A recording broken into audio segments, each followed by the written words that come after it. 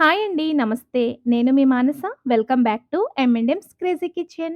ఈరోజు మన కిచెన్‌లో సమ్మర్ వచ్చిందంటే ప్రతి ఒక్కరికి ఏదో ఒక టైంలో ఐస్ క్రీమ్ తినాలనిపిస్తుంది. అందులోనూ చాకోబార్ ఐస్ క్రీమ్ అంటే ప్రతి ఒక్కరూ ఇష్టపడతారు కదా! సో, ఈ చాకోబార్ ఐస్ క్రీమ్‌ని ఇంట్లోనే సింపుల్ ఇంగ్రీడియెంట్స్‌తో ఎలా చేసుకోవాలో చూసేద్దాం రండి.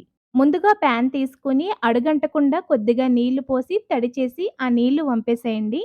ఇప్పుడు అదే ప్యాన్‌లోకి వెన్న తీయని చిక్కని పాలు 1 కప్ వరకు వేసుకొని, స్టవ్ ఆన్ చేసి మంటని లో ఫ్లేమ్‌లో పెట్టి కలుపుకుంటూ పాలని మరిగించాలి.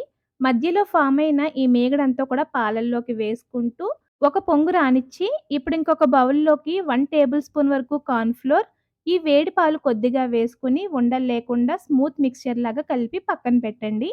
ఇప్పుడు మరుగుతున్న పాలల్లో 2 టేబుల్ స్పూన్ల పంచదార వేసి, పంచదారని కూడా పూర్తిగా కరిగించిన తర్వాత, ఐస్ క్రీమ్ మంచి టెక్స్చర్ రావడానికి పావు కప్పు వరకు మిల్క్ పౌడర్ వేసి ఉండలు లేకుండా విస్కర్‌తో బాగా కలపండి.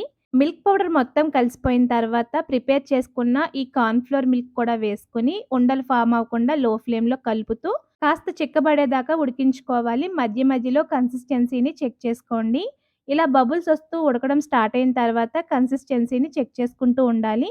చూడండి ఈ విధంగా కాస్త థిక్‌గా అయిన తర్వాత ఇందులో పావు టీ స్పూన్ వరకు వెనిలా ఎసెన్స్ యాడ్ చేసుకొని, మరొక్కసారి కలిపి స్టవ్ ఆఫ్ చేసుకొని, పక్కకి దించేసి ఒక నిమిషం పాటు కలుపుతూ చల్లారనిచ్చి, ఆ తర్వాత పూర్తిగా చల్లారేదాకా పక్కన పెట్టేయండి. చూడండి చల్లారిన తర్వాత ఇంకాస్త చిక్కబడిపోయింది కదా! ఇప్పుడు దీన్ని మిక్సీ జార్‌లోకి వేసుకొని పావు కప్పు వరకు ఫ్రెష్ క్రీమ్ గానీ, పాల మీద మీగడ గానీ వేసుకొని బ్లెండ్ చేసుకోండి. ఫ్రెష్ క్రీమ్ వేయడం వల్ల ఐస్ క్రీమ్‌కి రిచ్‌నెస్‌తో పాటు మంచి టేస్ట్ యాడ్ అవుతుంది.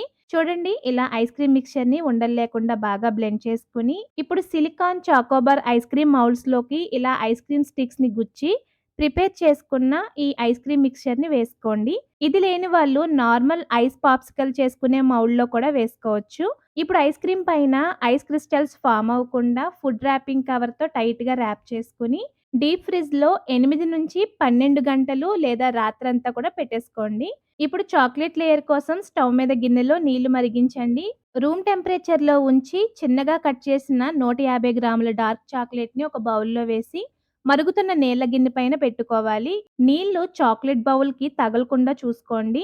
చాక్లేట్‌ని ఇలా కలుపుతూ కరిగించి, ఇది వెంటనే చిక్కబడకుండా 1 టీ స్పూన్ వరకు బటర్ వేసి మరొక్కసారి కలిపి, ఇలా చాక్లేట్ మిక్స్చర్‌ని ప్రిపేర్ చేసి ఒక గ్లాస్‌లో వేసుకొని 5 నిమిషాల పాటు చల్లారనిచ్చి, ప్రిపేర్ చేసుకున్న ఐస్ క్రీమ్ పైన ఫుడ్ ర్యాపింగ్ కవర్‌ని తీసుకొని డీమౌల్డ్ చేసుకోవాలి.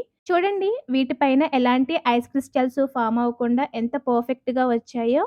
ఇప్పుడు ఈ ఐస్ క్రీమ్‌ని చాక్లేట్‌లో ముంచి వెంటనే పైకి తీసి ఒక 10-15 సెకండ్స్ అలా పట్టుంచితే దానికున్న ఎక్సెస్ చాక్లేట్ అంతా కూడా గ్లాస్‌లోకొచ్చేస్తుంది.